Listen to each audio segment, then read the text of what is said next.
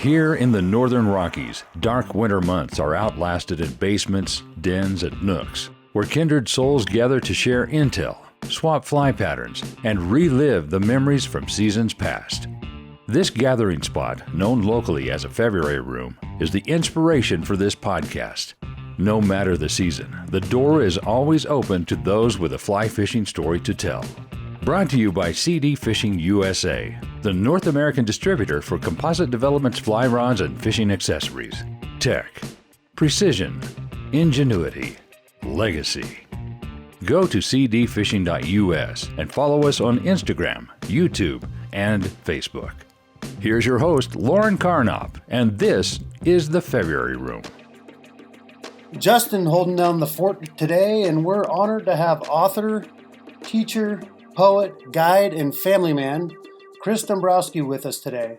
Chris, welcome to the show. Thanks, Carnop. Great to be with you today, man. Nice to be communicating on such a newfangled contraption when we're only a few miles across town from one another. Yeah, indeed. And we really appreciate you taking the time to join us. Obviously, you're a busy guy. A lot of folks are out there trying to scratch one job up right now, and you've got 3 or 4. So way to go, man. Yeah. Thanks. Yeah. No, it's, it's definitely a way of life here in Montana. Having multiple shingles, to put up.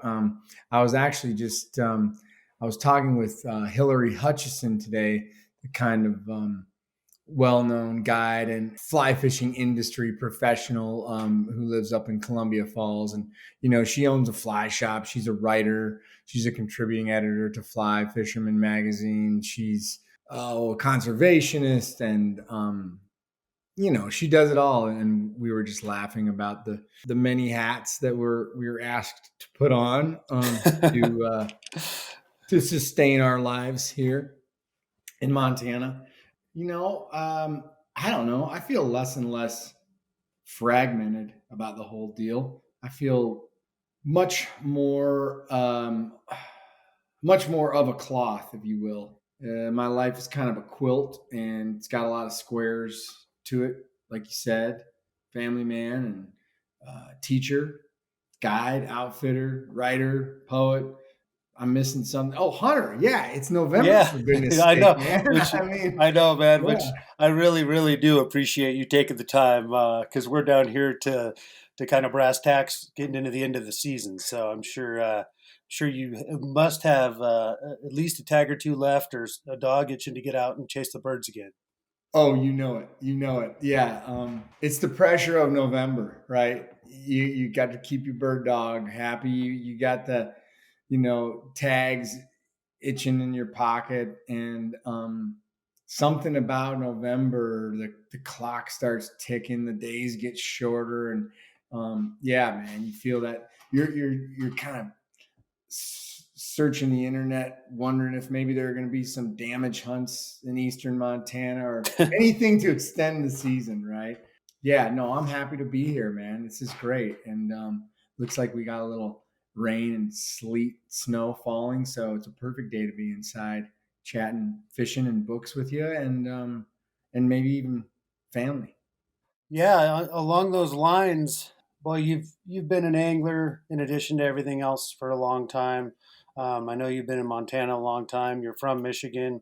You've traveled extensively into the saltwater. A bunch of stuff has gone down. I'm sure you've been through a lot of trials and tribulations on the water. And I'd love to hear one of your adventure stories. This one's going to be tough to tell without disclosing the location of this float.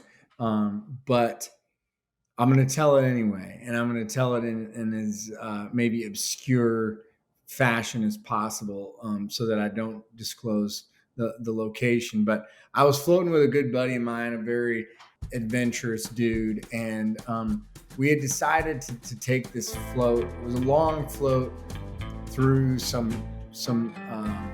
let's just say suspect territory. Maybe it was private land, maybe it was illegal, maybe it was whatever. But anyway, we ended up late in the day on this small body of water that we were floating, coming upon a herd of bison. And they were in the middle of the river. And the river was no bigger than my driveway at that point. I mean, it was, we had a 2-man raft, and we were barely able to get the boat down the river. And anyway, we came to this impasse of bison, if you will. There were about 7 or 8 in the water crossing, and there was one very stubborn male that did not want to leave the water. And so we anchored the boat up and just kind of waited for about 10 minutes, thinking that this guy would move on. And he stamped a few times looking at us, and we turned our music up a little bit, hoping to spook him off with the rest of the herd, but he still wouldn't move. Finally, we were in the midst of a long float. I won't say how many miles it was in the day, because that would kind of give away where we were, but we got looking at our watches. It was late in the afternoon at that point, and we thought we're gonna be floating in the dark if we don't watch it, which was gonna pose more problems for other wildlife. So we said, hey, we got to give this boat a push. We're gonna rev it up and try to spook this guy right out of the water. And we did. We got cranking on the oars and screamed and hollered, and this guy, he took off. He moved about 5 feet to our right and bucked a couple times, far enough away to not worry, but close enough to really adrenalize us for the next hour. And we got cranking and got down the river. But that's the only time I've been charged by a large animal on the water. A bison at that, a big bull bison. Yeah, big bull. Yeah, that's an awfully imposing beast for sure. But how was the fishing? It was worth it. It was very worth it. That's all that matters. Yeah, that's all that matters. Well, awesome. When I first moved here to Missoula circa 05 or something like that, I'd read an article of yours in Gray's Journal, and the way that I remember it, it was an article about bird hunting, and it mentioned Charlie's Bar in it. Am I on track there? Oh, I remember this one. Yeah, this is an old one, but yeah. Okay, cool. So I read that article, and it was really well done, and it struck me, and I remembered your last name. I was like, all right, well, this guy sounds like he's around here. I'll have to keep an eye out for him. And I don't think it was till almost 10 years later that you and I actually met each other in person on the Blackfoot one day. Rainy day. I remember that. Yeah. You were putting in with your dudes, and I was doing something. And we started chatting for a bit, and I'd read a bunch of your other stuff, and since then, and you'd mentioned to me that I don't have a lot of time for that stuff right now in my life, and so I wanted to ask you, were you being coy because you've been awfully prolific since then, or had you been through, like, were you in the throes of fatherhood and struggling to find time to write for a while? Yeah, I mean, I could have meant that I was just in the midst of a busy guide season. I remember meeting you that day. I feel like you were with Al Pills, and oh, that's right. Yeah, it was raining, and that's right. I almost think I remember the dudes that I was with, my clients. But I could be. Was that like an early salmon fly day, maybe? I think so. Yeah, and you introduced them. You'd known. They seemed like they were buddies of yours, client. Old time. Yeah, actually, I've known them since my first year of guiding. But that was a crazy day. I think what I meant was that I was in the middle of guide season, and when I'm cranking on the oars or pulling on the lumber, as we say, I don't have even a spare moment in the day to do a whole lot of writing. And so that must have been what I meant at that time, because I had been writing a lot. In fact, I'd probably finished an early draft of Body of Water. I'm trying to remember exactly when that was. I can place that day because I remember it would have been about a year after my grandmother died. We had scattered her ashes on that stretch of river. So I always, enjoy floating that stretch. I'd taken her down that stretch of river after she had a couple bad aneurysms. She was a wildcat. She loved Montana. She loved, I'd take her to the Milltown Union Bar back when you could smoke, and she'd have a couple of double cutties and cutty sark and say, like, you could never get a hangover here. The air is too clear. Yeah, I think what I probably meant was that when I'm guiding, I just am guiding, and I don't think a whole lot about writing, which for a long time was something that I struggled with. I'd try to wake up early and get a couple hours at the desk, or do anything to feel like I was writing while I was guiding. But the longer I guided, the more I came to accept the notion that the summer was just a great time to kind of clear my mind and clear my head of the projects that I'd been working on, so that when I came back to them in the fall, like say October, I had a new mind and a fresh set of eyes to see those projects with. Right. Yeah, you kind of got to compartmentalize your life when you're wearing so many hats. Right. Yeah. Right. Well, cool. Thanks for clarifying that. I've wondered because it seemed to me like you were doing a lot of writing, and I was like, man, if this guy's saying, "Wow, I haven't really been getting after it very hard," like, wow, he is awfully ambitious, which you are indeed. And let's talk about that book a little bit, Body of Water. I just read it I guess, last summer, not too long after I had returned from the Bahamas myself. My wife and I went there for our 10-year anniversary with some friends of ours. Wow. Um, Which so island did you guys go to? we went to Exuma. Oh, yeah. Nice. Yeah, and it was really cool. Our friends had an uncle that lived down there on a boat, and knew the terrain really well, knew the seas well. Was a skin diver, not so tuned into to fly fishing, but obviously he had been down there for a long time and seen where all the guides go and everything. And there was no one around when we were there, so we kind of scooted around in a boat and just pieced things together best we could on our own. It was a blast, and that was the first time I'd fished the Bahamas. And so, I was fired up about that, fired up about bone fishing, and I knew your book had probably been out for a while. What year did it come out? Yeah, it came out in the fall of 2016. Once again, I'm a little late to the dance, but at any rate, I read it, and man, I mean, honestly, it's the best fly fishing book I've ever read. I'm not alone in that regard. So, can you tell me how many years did you invest in this? Yeah, that's a great question. So I started writing this book in the fall of 2011. I had spent a bunch of time in the Bahamas prior to 2011, all of which was spent at the east end of Grand Bahama in near a town called McLeanstown, or on the island of Deepwater Key.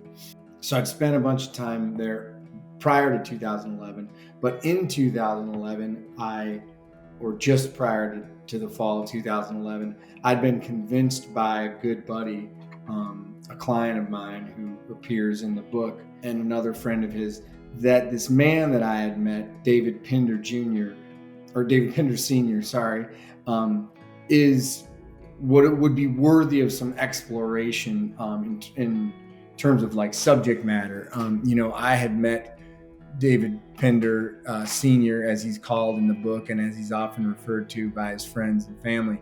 I had met Sr. Numerous times and fished with his family members, his grandson, his sons, in the Bahamas. But I didn't know much about him other than that he was literally the first bonefish guide in the Bahamas. He went to work in 1955 for a man named Gil Drake, who was a Floridian dude that had purchased an island. back then you had to buy Bahamian Islands from the British Crown, and he had, I mean, imagine the connections that you'd have to call up, the Queen and say, hey, I'd like to buy this little 2-mile island in the middle of the Bahamas. Anyway, Pinder had gone to work for $5 a day back in the 50s and had, in addition to becoming the cornerstone of this industry, he had also built this lodge, Deepwater Key, that went on to be, one of the more famed bonefish lodges in the world. All of the old greats, Lefty Kreh, Joe Brooks, the classic anglers from ages past, and Right. on up to our great iconic anglers like Tom McGuane and Yvonne Chouinard. Everybody has spent some time down at Deepwater Key. Anyway, long story short, I'd met Pinder and had exchanged stories with him, but I hadn't really thought of his life as expansive as it is until a couple of my friends who had fished with Pinder for years said, you ought to delve this guy's life. I mean, there's more here than this old kind of archetypal figure. And I began at that point to kind of research his life. And the first thing I learned was that, the industry that he had started for $5 a day in the Bahamas was now $150 some million a year industry per year in the Bahamas. So it's the crux of their ecotourism industry. And then I started to research, if you will, if I put Senior at the center of a wheel, the spokes that came off of his life, so economics, ecotourism, conservation, race, class, natural history, like all these stuff started to connect and kind of conduct through his life story. So I started in 2011, and I finished about I finished 2/3 of what would be my first draft. And I basically thought, there's not a book here, but there are some articles at least that I can parse out and sell, Right. And then I so I went back to guiding, and I worked again on it in 2012. And at the end of 2012, I basically got it under contract and started working with a couple of great editors on it. And it was at that point that the real work started, And so all told, I feel like I finished the whole thing by 14. So 11, 12, 13, 14, 4 years, taking the summers off to guide, and also writing a book of poems during that time, and teaching during that time, and writing articles. So, I mean, if it was the only thing I was working on, it wouldn't have taken me that long, but it wasn't. And so it took longer. So nothing to it. Yeah, right. I know. No, it was super arduous for me. Number one, because I didn't know what the book was about for a long time. I knew it had Pinder's life at the center of it, but I didn't realize that my own character would kind of play a part in that story as well, Right. And I didn't, there were so many connections from smallest bits of natural history. For instance, like the reason that the Bahamas are such a prolific place for bonefish to live is because of a thing called the freshwater lens. So the islands in the Bahamas are made of limestone. When rain falls on limestone, it percolates out through these tiny little, porous holes in the limestone itself, and it spreads out and forms kind of meniscus of fresh water around the islands. The islands then can grow mangroves. The mangroves can host bait fish. The bait fish bring in bigger fish, and that's basically why we have such a great fishery down there, right? So I started thinking about that, and that seemed an interesting tidbit unto itself. Then I started researching like the history of the slave trade in the Bahamas, right? So the Bahamas were not your typical slave economy, right? There were tons of freed slaves. There were tons of basically, it was a rogue state, let's just say, right? So why, when the rest of the Caribbean was so based on plantation farming, say like Jamaica, for instance, right? Why didn't slavery take hold as thoroughly in the Bahamas? The reason that I surmised through lots of reading, and let me tell you, like Bahamian history books, if you ever find yourself addicted to sleeping pills and want to get off of them, just start reading like Caribbean history. It'll take care of it for you. Thanks. Yeah. So anyway, the more I read, the more I learned that plantation economy didn't work in the Bahamas because of the limestone itself. Sugarcane couldn't be grown effectively because of the soil type, right?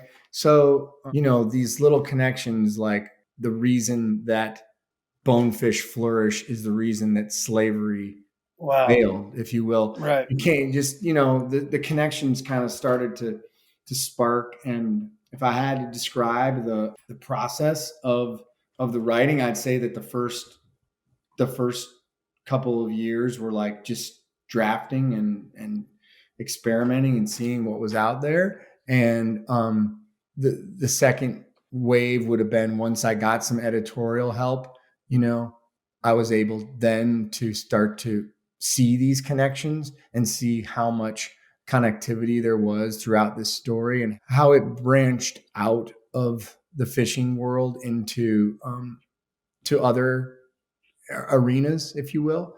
And then, finally the last kind of editorial stages, if I've ever worked with a good editor, that's when the book kind of takes on a life of its own.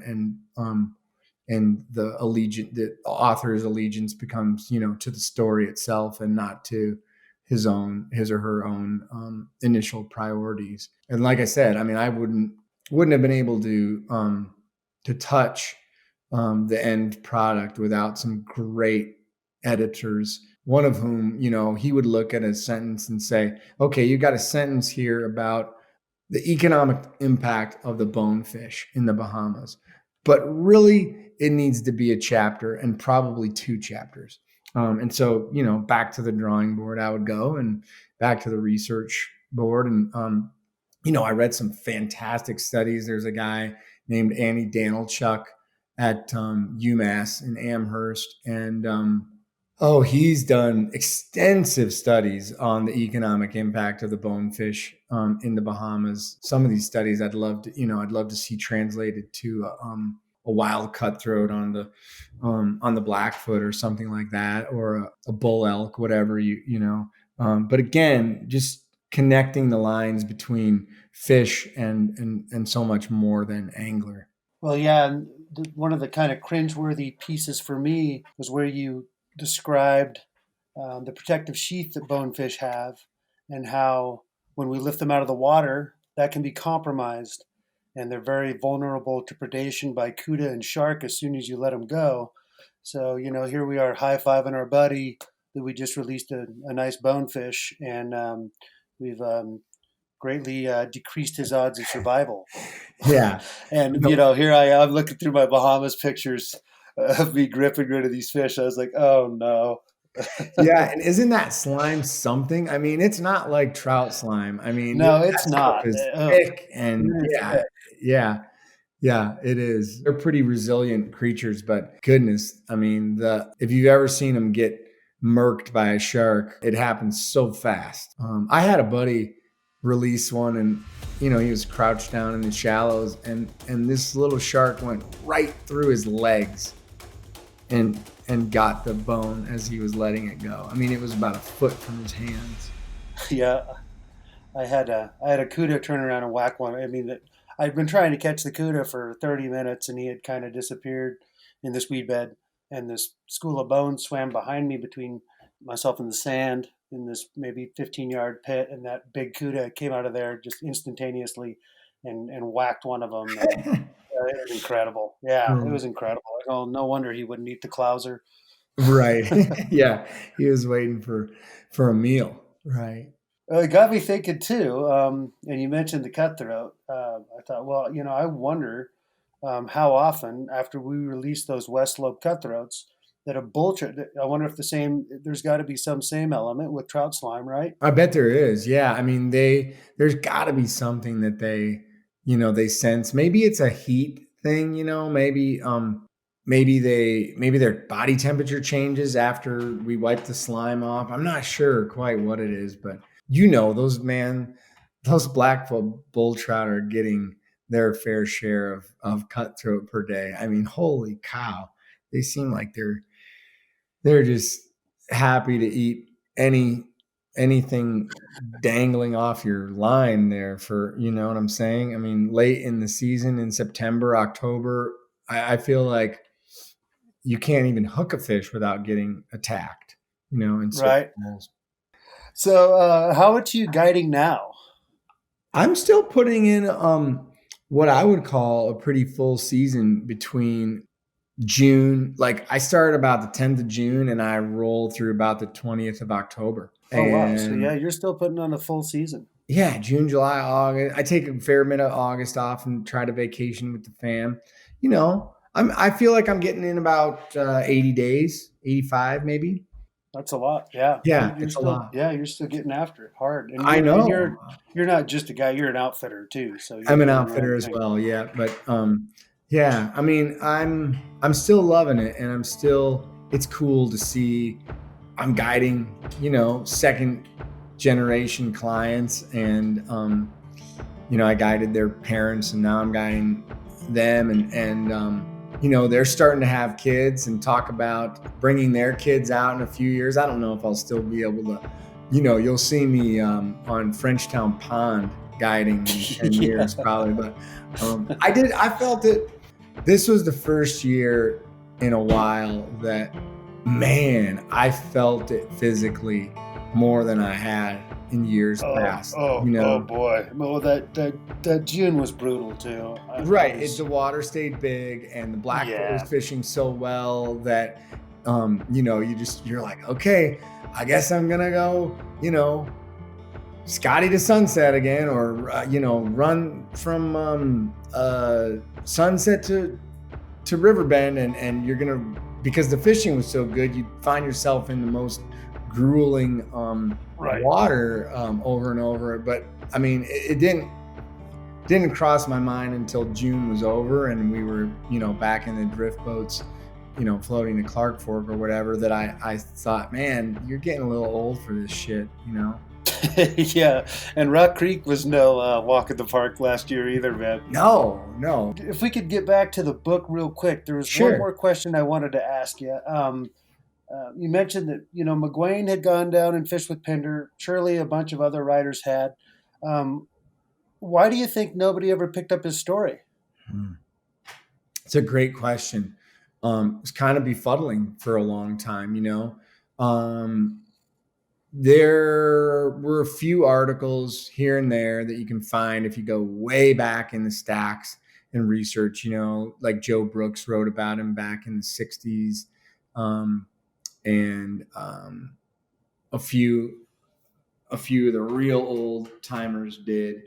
But he's such a quiet, unassuming human being, and such a, the opposite of any glory hound, or, I mean, he's a dear friend, and I've become super close with his family. And I know he's grateful that his story has been told. I think the answer is that I was able to connect with him, not only because we had mutual friends, but more so because we shared a profession. I think he trusted me with his story, and I think, I count as one of the real great honors of the book. Anytime your work is published, it's an honor, and when it receives a certain level of attention, that's another honor. And when it sells sells well, that's even more awesome. But after Dorian happened, the hurricane struck the east end of Grand Bahama with incredible ferocity. I mean, the eye of that hurricane lingered over the setting of body of water for 48 hours. It literally just completely razed everything. So the lodge was blown away, the senior's house, the whole neighborhood, the whole town, everything. They still don't even have electricity back out there. And it just so happened right as the aftermath to Dorian was occurring that I had two great friends and clients pass through Missoula in early September.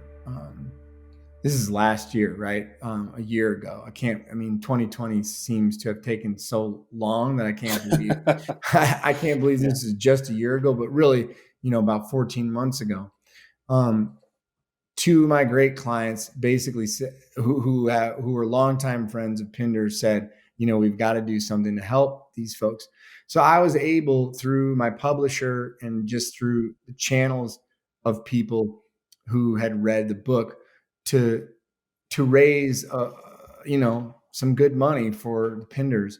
And I'm a little bit reticent to share this story with you because I don't want to make it sound like man, you don't have to. myself. That's great, man. But I got a call from Senior around Christmas time, and he thanked me and said that not many other people had reached out to him and his family, and that what my clients and readers were able to do was a great support to him.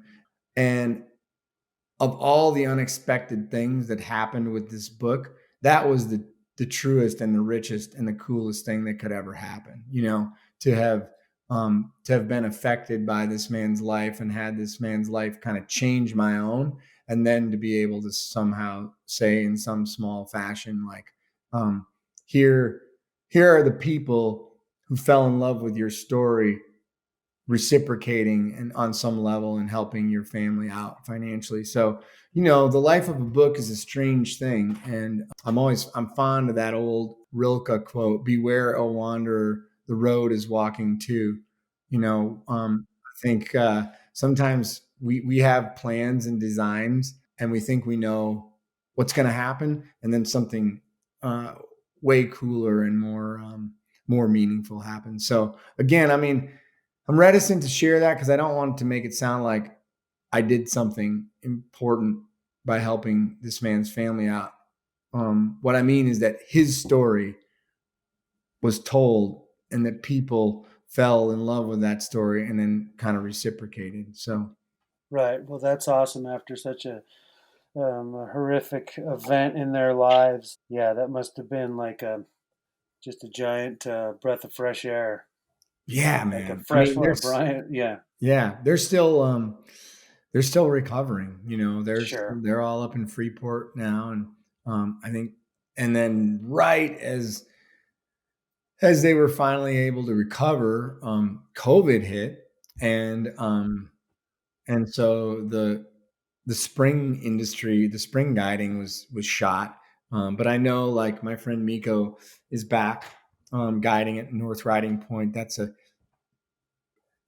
lodge right in the middle of the island that was, strangely enough, barely affected by Dorian just because of the aspect of Grand Bahama. They lost a few shutters, but compared to the rest of the island, they fared very well. So let's see some of your other works. We've got Cold Water is a poetry book, right? Mm-hmm. And Earth Again. Earth Again, yep. And then I have a new book that came out, I guess it was 2019 in spring, called Ragged Anthem. It's a book collection of poems as well. Awesome. And how can folks find you, Chris? What's the best way? I have a website. It's just the letter C and then my last name spelled out, Dombrowski. I think that's right. Yeah, cdombrowski.com. I've got, my publisher has pages up, and Amazon is always last resort, but a good spot to find books. Yeah, I mean, I'd love for anybody to explore my work and look me up and give me a shout. I'm on Instagram, not very active apparently, according to my kid.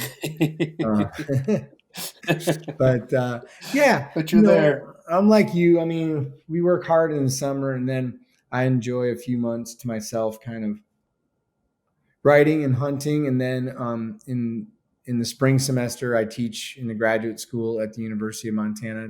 Teach nonfiction right now, and then June rolls around, right? And we're looking for our net. We're in the garage to hide that thing. And has anyone seen my anchor? I'm sure. And I forgot to patch that hole in my drift boat. That's right. Yeah. Where's the epoxy? Where's the epoxy? Totally. So, yeah, but I'm easy to find, and always happy to chat should anyone have questions. Well, before you leave us today, Chris, you got one more fishing story for me?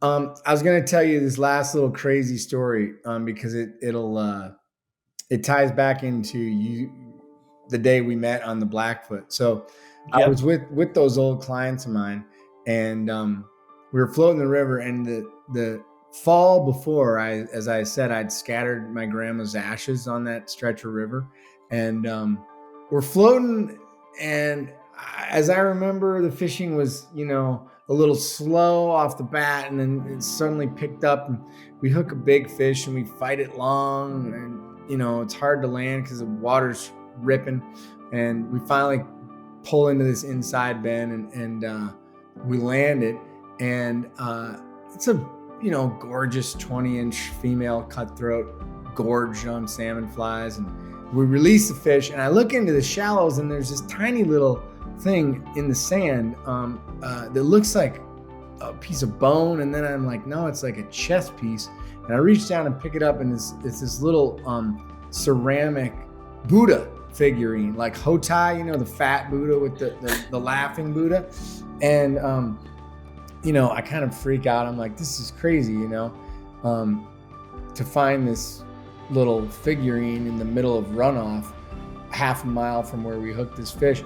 So I sent my mom a picture of it, and I said, look at what I found where we scattered Shirley's ashes. And my mom freaked out. She said, oh my God, my grandma was a travel agent, and she said, your grandma used to have one of those fat Buddhas on the windowsill when we were growing up. So, like Rilke says, beware, O wanderer, the road is walking too. Well, that's amazing, man. That's awesome. All right. Well, thanks again. We'll see you down that spooky road soon. That sounds great. Let's go hunting. All right, buddy. Let's do it. All right. Take care. Go to thefebruaryroom.com, where you can access a complete library of our podcast and read more about our guests, their fishing stories, and favorite fly patterns. We're always looking for exceptional fly fishing yarns, and if you have one to spin, shoot us an email at info@thefebruaryroom.com. The February Room is always free, but if you feel like throwing a nickel in the pond, we appreciate any additional listener support. For companies and individuals interested in sponsorship opportunities, please contact us for our media kit. Thanks for stopping by the February Room, and we'll see you down here next week.